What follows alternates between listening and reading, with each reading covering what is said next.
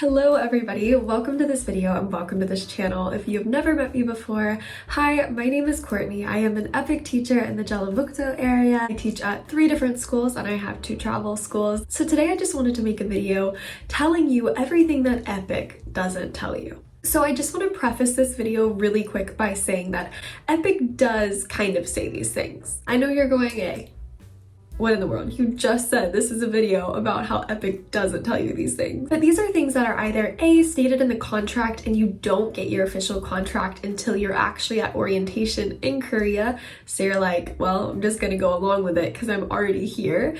Or B, maybe these are things listed on the website, said on the website, but if you don't have any context of Korea, you don't actually know what these things mean or what it actually looks like in real life. So that's what I want to tell you guys today. I want to break it down and tell you guys these 10 things that I wish that I knew. These are things that I think can really help you making your decision if EPIK is the right choice for you.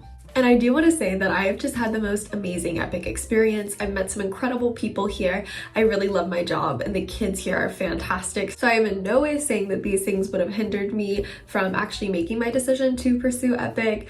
Quite the opposite, I've loved my experience here, but these are just things I wish I would have known. So let's get straight into the video. So number 1, as you can tell with my little Christmas tree right here, Christmas is right around the corner, and something that I wish I would have known is that you don't actually get a Christmas holiday or vacation here. You do have Christmas Day, as in December 25th, off, but you don't have any other vacation time associated with that. So thankfully Christmas this year falls on a Monday, which means that we get a long weekend, but if Christmas fell on a Wednesday, you would get the 25th off, but no other time around it. So if a big thing for you is being home for the holidays with your family, then this is probably not going to be the right choice for you, because even if you could take your vacation days, you can't do it when the kids are in school, which I will talk about soon, but you can't go home for actual Christmas Day unless you live close enough that you could maybe fly for a long weekend or something like that and come back, but you don't have a Christmas holiday. Number 2, a travel allowance. If you don't know, with EPIK, if you do live in a rural area, then you do get an allowance for that, and if you have multiple schools, then you get an allowance for that, and you get more money the more schools you're placed at. So I have 3 schools total, so I do qualify for getting a travel allowance, and it's 150,000 won, which is a decent amount. But what I want to emphasize here is that I do take the bus often, and it's not very expensive, but I am moving around the city a lot, and I don't live in a huge city. I live in the Jellicoe area, and I live close to Jeonju, so this is going to look really different. If you're living in a very rural area, then you're probably not taking the bus a ton. You're probably just going through to your schools and coming back, and that allowance is going to be fine. But if, for instance, you're in Seoul or you're in some kind of city like Busan, then you are going to be using the bus probably a lot to get around, and that will add up. I just want to say that's not 150,000 won directly into your pocket that you never take out. I know that seems like it's implied, but I thought, oh, that's great, just an extra 150,000 added onto my paycheck. And it is, but you'll be using it. Number 3, this is stated, but I don't think it's necessarily understood, that you can get placed instead of at a regular school, elementary, middle, or high school, you can get placed at an English center or teaching adults. So even though I think people know this, you don't necessarily think it's going to be you that's placed there. I am not placed at an English center, but I do have plenty of friends who are now, and it is a different experience than teaching at a regular elementary school or something like that. So you do have to be willing to have that be your outcome once you come to EPIK, and have that actually be the result of your placement, and just know that you can be placed at a variety of areas, and it's not rare. It does happen. So just be aware of that before coming. Number 4, so we talk about the housing allowance here a lot because that's why a lot of people choose EPIK, because your housing's paid for, so you can take the rest of your money and really spend it on whatever else you want to spend it on. But number 4, what I want to talk about is you still have to pay utilities. Now, utilities here compared to especially the States, which is where I'm from, are vastly different. So you're not paying as much here as there. And I also have friends here who pay next to nothing for utilities, even living in the same apartment complex as me.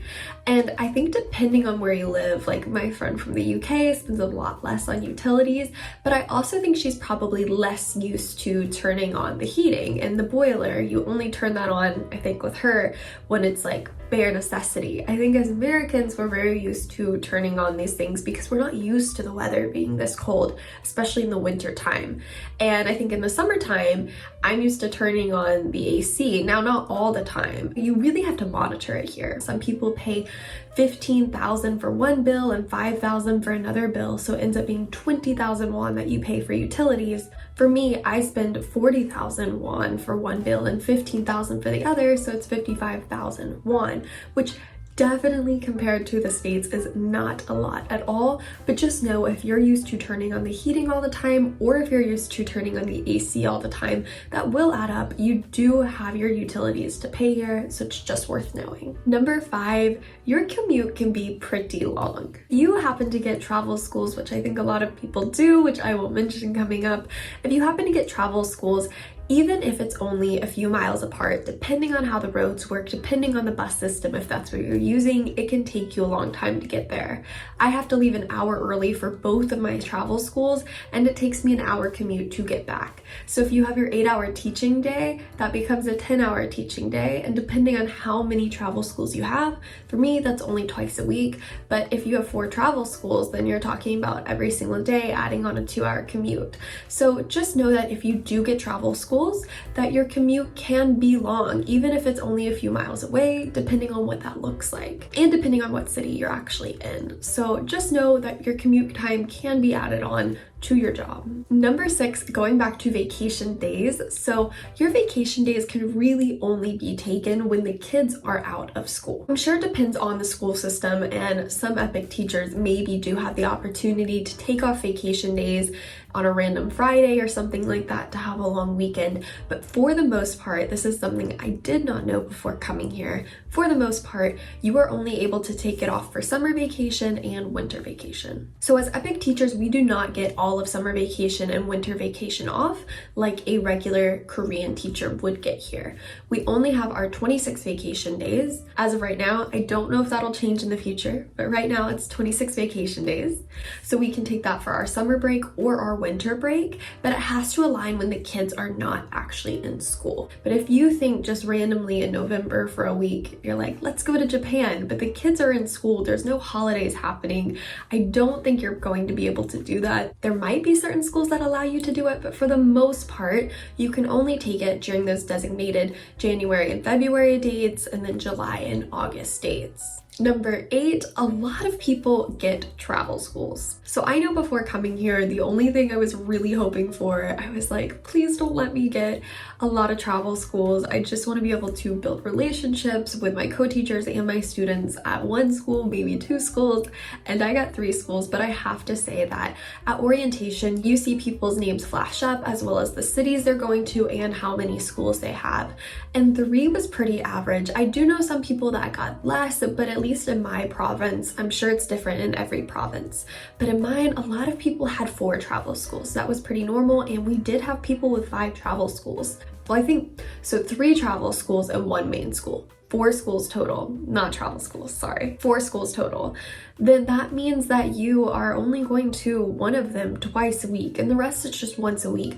It does make relationships harder to build, and especially with students outside of class, it makes it more difficult. So I'm actually grateful that I have 3 schools, because that means 3 days a week I am at my primary school, which is great because I see the kids outside of class consistently, and I think it's just a great way to really get to know the community around your school as well. So I really enjoy that. I think 3 schools is fine, even though if you asked me a couple months ago, I probably would have had a different answer, but I think that 3 schools is okay. Just be prepared that you might have a lot of travel schools. Number 9, the cost of living in big cities like Seoul is really high. So I'm sure that you already know this before going in, that of course living in a bigger city, you're going to have to pay more for a lot of different things.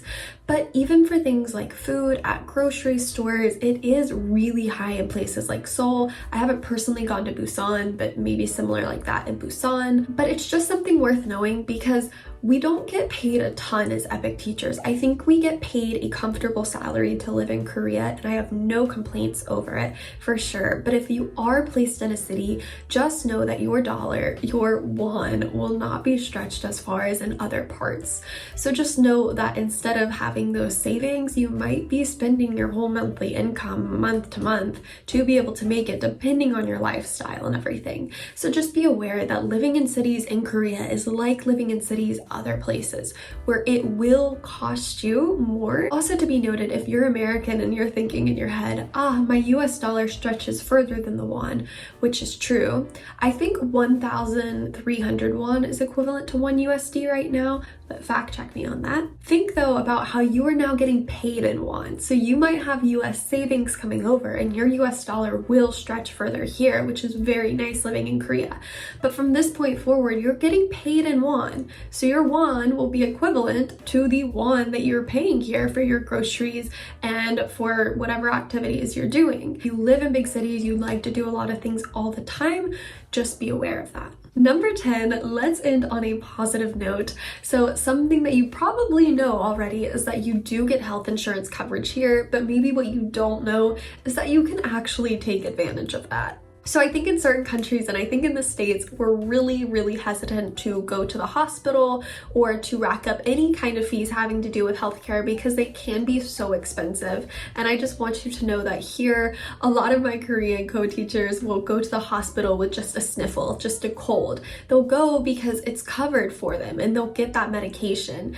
At least where I'm from back home, like, you don't go to the hospital unless you really need to go to the hospital. Otherwise, you're taking over-the-counter cold medicine and stuff like that. You're just very hesitant to do anything in the hospital, and that's very normal here to do that. If you are someone who has really been struggling getting all the checkups you need to get done, whether that be dental or eye, you're going to pay a different amount, I think, depending on which places you go to, of course, but just know that it's much more affordable here. And if that's something that you've been lacking and you're really desiring now, then it's a great thing. So you might know that you get health coverage here, but it actually does stretch and it does go a long way. So I think that's a big benefit. All right, those are the 10 things that I wish I knew before coming, and 10 things that EPIK doesn't necessarily tell you or make clear. So I hope that you guys enjoyed this video. If you have any questions, please leave a comment down below. And I do want to just say once again, this is just my experience placed in the province I'm placed in, the schools and the co-teachers that I have.